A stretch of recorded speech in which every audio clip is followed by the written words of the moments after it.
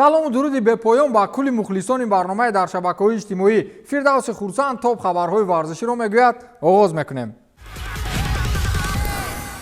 УЕФА рафтори мухлисони дастаи Фенербахчеро дар рақобат муқобили Динамо Киев мавриди таҳлил қарор медиҳад. Мухлисони дастаи туркӣ дар даври дуюми марҳилаи интихобии мусобиқаи Лигаи Чемпионҳо Ла Владимир Путин гуфта садо баланд карданд. Ин дар ҳоле ба миён омад, ки хавбеки дастаи Динамо Виталий Буялский ба дарвозаи дастаи Фенербахче гол зад ва ҳангоми истиқболи гол мухлисони бошгоҳи Туркӣ исми президенти Русия Владимир Путинро ба забон оварданд. Низоъҳои сиёсӣ миёни ду кишвари ҳамсоя Россия ва Украина то ҳол идома дорад ва ҳангоми истиқболи гол ба забон овардани исми раисҷумҳури мамлакати Русия як навъ таҳқир бар зидди украиниҳо ва ҳам ҷониби Россия будааст, ки иттиҳодияи ассотсиатсияҳои футболи Аврупо ба ташхис ва тафтишоти қазия оғоз кард. Рақобат бо ҳисоби 2-1 ба суди меҳмонон хотима ёфт. УЕФА рафтори мухлисони Фенербахчеро мавриди санҷиш қарор медиҳад ва бо қарори кумитаи интизомии созмони мазкур нисбати онҳо чораандешӣ менамояд.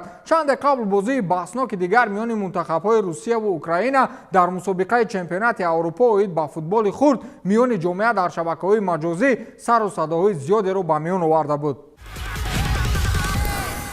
Дениз Айтегин, довари машҳури футбол, ба карьераи байналмилалии худ нуқта гузошт. Довари 44-солаи олмонӣ аз соли 2011 ба рӯйхати доварони ФИФА шомил гардида дар корномаи худ 25 маротиба бозиҳои Лигаи Чемпионҳо, 29 маротиба бозиҳои Лигаи Аврупо ва 23 бозии дигар миёни мунтахабҳоро доварӣ кардааст. Исми довари мазкур замоне миёни мухлисон машҳур гардид, ки ӯ бозии баҳсноки миёни Барселона ва ПСЖ-ро дар даври яккашниҳои Лигаи Чемпионҳои мавсими 2016-2017 доварӣ карда буд. Бозии мазкур дар вохӯрии аввал бар суди дастаи Парижӣ бо ҳисоби 4-1 хотима ёфт ва дар бозии ҷавобӣ Барселона дастаи ПСЖ-ро бо ҳисоби 6-1 шикаст дод, ки ҳамон бозиро Дениз Айтегин доварӣ мекард. ҳамон вақт дар шабакаҳои маҷозӣ миёни мухлисони Барселона ва хейтерҳои бошгоҳи Каталонӣ дар шабакаҳои маҷозӣ баҳсу ҷанҷол ба миён омада буд. Аксарият Айтегинро ба амалҳои коррупсионӣ муттаҳам мекарданд ва дар мавриди гуфтугӯи пинҳонии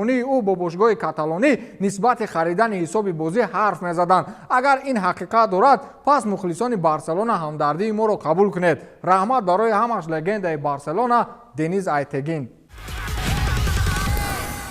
дар бозии дастаҳои Рома ва Тоттенҳем футболбози машҳури узбек Элдор Шомуродов, ки шарафи дастаи Римиро дифоъ мекунад, иштирок надошт ва ин суолҳои зиёдеро миёни мухлисон ба миён овард. Ахиран маълум гардид, ки Элдор Шомуродов дар арафаи тарк кардани дастаи Рома аст. инро намояндаи Проспортс менеҷмент Қаҳор Муминов расонаӣ кард, ки мавсуф ҳамчунин намояндагии футболбозро ба сифати агент бар уҳда дорад. ӯ ҳамин қадар шаҳр додааст, ки Элдор ба он хотир дар бозӣ муқобили Тоттенҳем иштирок накард, ки масъалаи гузариш ба бошгоҳи дигарро муҳокима мекунад ва интиқоли ӯ ба дастаи дигар наздик аст. ин гузариши пурра ва ё тавассути иҷора инро аз бошгоҳи Рома пурсед, гуфтааст Қаҳор Муминов. футболбози ҳамсоя кишвари мо соли гузашта дар 28 бозии дастаи Рома иштирок карда буд, ки ҳамагӣ ба задани 3 гол даст ёфт ва 4 партофти головарам дар омораш дорад. гумонам Жозе Мауриньо дигар ба Элдор бовар накард ва ё миёни онҳо чӣ танишҳои лафзие ба миён омадааст. ҳеҷ футболбозе бе ҷангу ҷанҷол аз дари бошгоҳе, ки он ҷо Жозе сармураббист, набаромадааст. ҳоло дақиқан маълум нест, ки ӯ куҷо меравад, вале асос дар Аврупо бошад. аз баргашт ба премияраи Русия, интиқол ба чемпионати Узбекистон ва Тоҷикистон барои ин бародар беҳтару авлотар аст.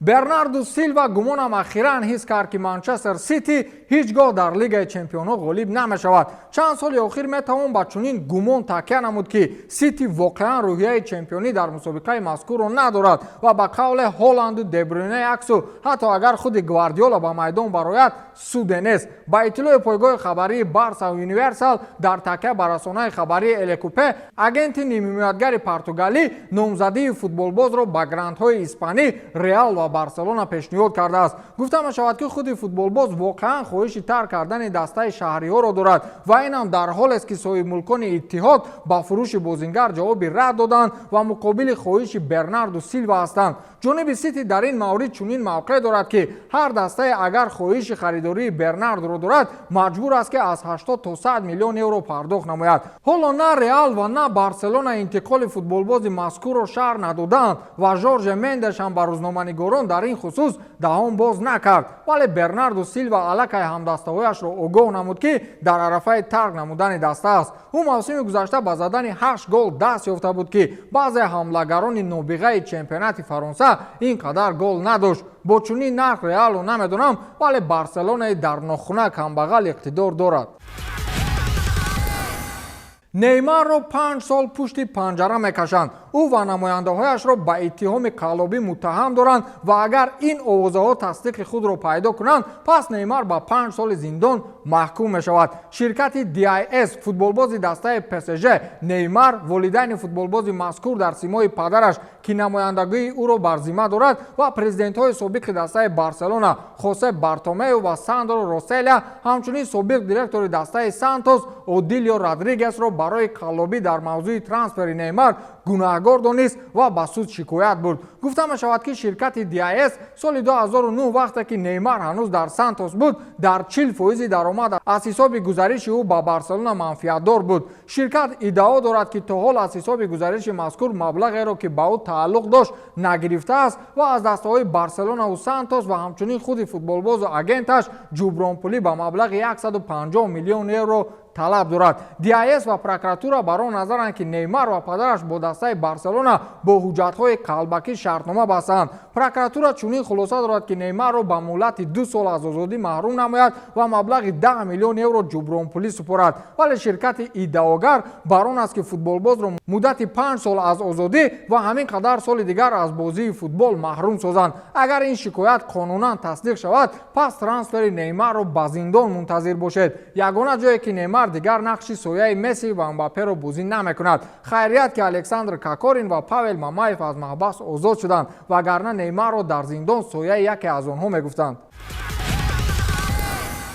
ба фикрам спортингаш аниқ аст. пойгоҳи хабарии The Athletic иттилоъ дод ки агенти Криштиану Роналду Жорже Мендеш болои гузариши футболбоз аз МЮ ба Спортинг кор мебарад. расонаи мазкур хабар дод ки аллакай агенти португалӣ бо намояндаҳои дастаи Лиссабонӣ дар робита буд ва чанде аз ҷузъиётҳои трансфери мазкурро миёни худ муҳокима карданд. Спортинг мавсими гузашта дар чемпионати Португалия мавқеи дуюмро ишғол кард ва бо ин роҳхати мустақими иштирок дар Лигаи Чемпионҳоро пайдо намуд. барои футболбози португалӣ шароит фароҳам меояд ки як бори дигар дар мусобиқаи Лигаи Чемпионҳо иштирок намояд, чун ҳамаи ба қавли ҷангу ҷанҷолҳои охири футболбоз бо роҳбарияти Манчестер Юнайтед маҳз ба хотири он аст ки ӯро озод намоянд то ба дастаи гузариш намояд ки ҳуқуқи иштирок дар мусобиқаи мазкурро дошта бошад. дастаҳои бузурги аврупоӣ пешниҳоди ҳамкорӣ бо футболбози мазкурро рад карданд ва ягона дастае ки метавонад Роналду ба он гузариш кунад Спортинг аст ки карьераи варзишии худро онҷо оғоз карда буд. бовар мекунед ё не, ба иттилои инсайдерҳои хабарӣ